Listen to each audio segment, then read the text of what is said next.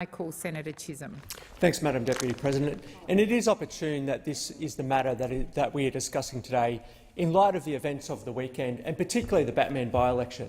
I wanted to put on my record my congratulations to Ged Kearney as the new Labor member for Batman, and also federal Labor leader Bill Shorten, who really threw himself into the campaign.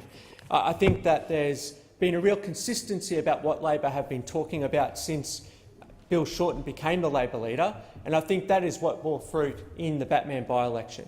And when you look at the issues that are in this matter of public importance, they're issues that Labor has been campaigning on strongly and have put significant positions on the public record. But there is a real contrast between what Labor took to the Batman by-election and what we've seen from the Greens. And the repercussions have already started on the Green side. And we've seen Senator Di Natale having to deal with those over the last 48 hours.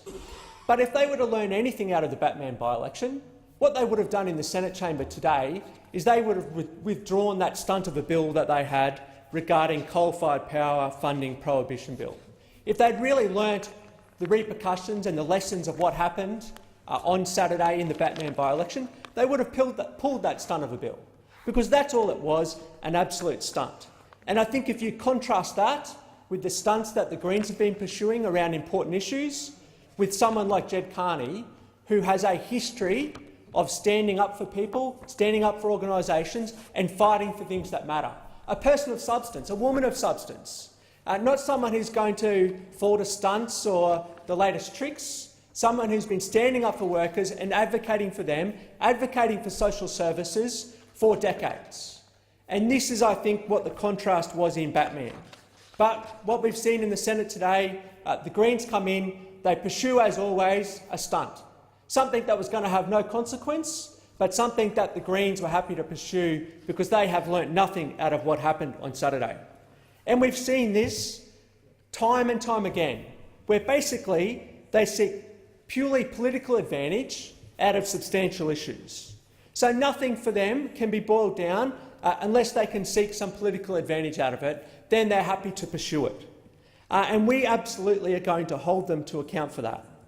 They learnt nothing out of the Batman by-election, and they showed again in the Senate today that they have learnt nothing in that regard.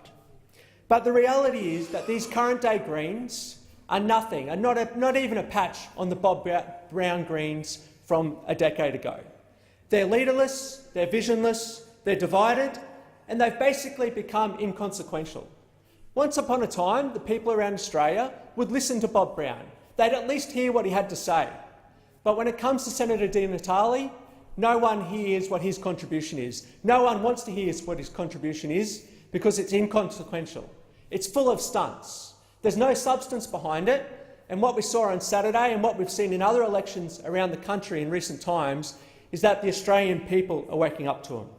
So they're not a patch on the Bob Brown Greens that we were used to a decade ago, people that even the other side would have to listen to. They've got more and more desperate, and the more desperate they've become, the worse they go. And unfortunately, I think that we're going to see a pattern from them where they become increasingly pursuing stunts, pursuing cynical politics, all to seek a little bit of political advantage for themselves, not actually trying to tackle some of the big challenges that this country faces, all trying to seek some little political advantage, but they were held up in Batman, and full credit to the Labor campaign for doing it. When it comes to the issues raised in this matter of public importance, about addressing cost of living issues, about tackling climate change, the undermining of wages and conditions, and ensuring children from any postcode in Australia, city or country, get a quality education.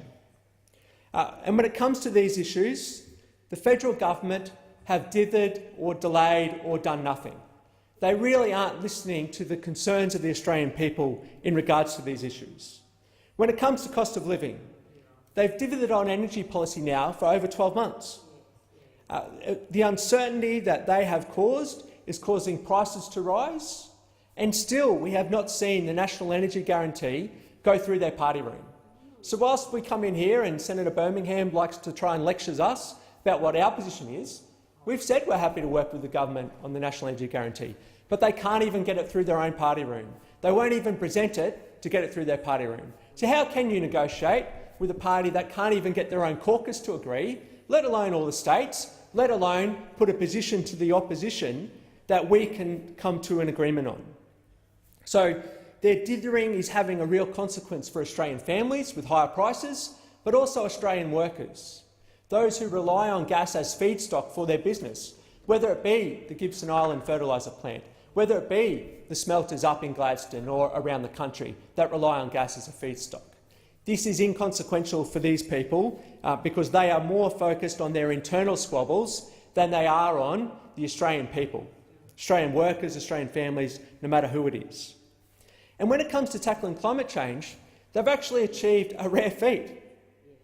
They've seen energy prices increase, whilst they've also seen a rise in pollution. Quite remarkable. That's what we've seen from the other side. And this has been a double whammy to Australian people, but also future generations. So we're still no closer to hearing where they stand on a national energy guarantee.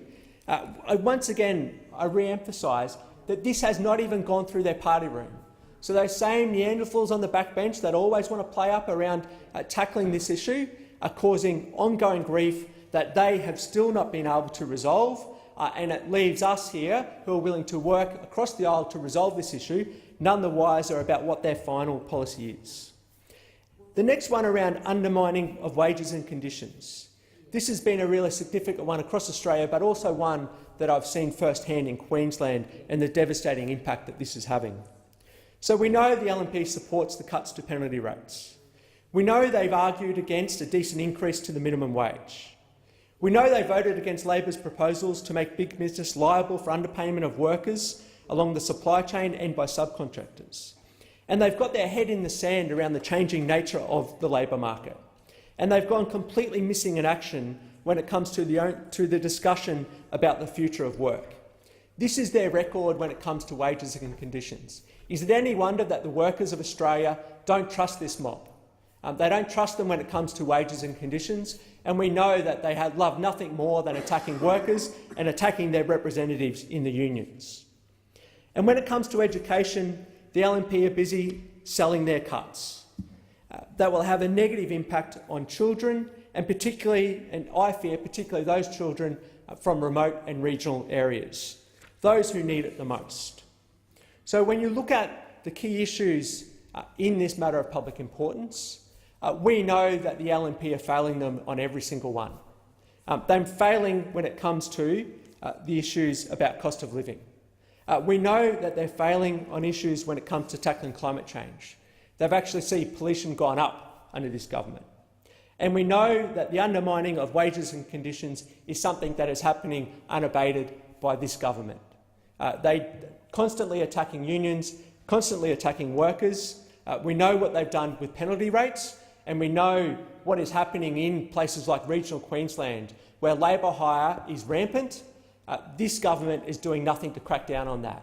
The casualisation that we've seen, making it harder for people to get a loan, to get into the housing market, to buy a car, that's increasing as well. This is actually having a devastating impact on regional towns. It's actually changing the nature of those regional towns. From once they used to be very attractive places to go and live and work, the fact that in some of these places you can only get casual employment is making them less attractive. It means that people are going to have to move away. It means that kids who are growing up, who are potentially third, fourth generations who would live in that town, are having to move away for opportunities. This is what casualisation is doing, the uncertainty that it is causing. And of course, we know around energy and the impact that's having, that the LNP have not been able to resolve their internal challenges on that front. So Labor is the only party listening when it comes to responding to these challenges. We know that the Greens are so divided. We know that there's repercussions internally after what happened in Batman that they are having to deal with, but still they haven't changed their behaviour. We know the LNP are not listening to these people. We know that they are not taking these issues into account in terms of how they are determining to run their government. But what we are seeing from Labor is a party that is listening. We are spending as much time on the ground as we can in these communities, hearing directly from them and we will continue to ensure that we represent the views of all Australians in this place. Thank you, Senator Chisholm.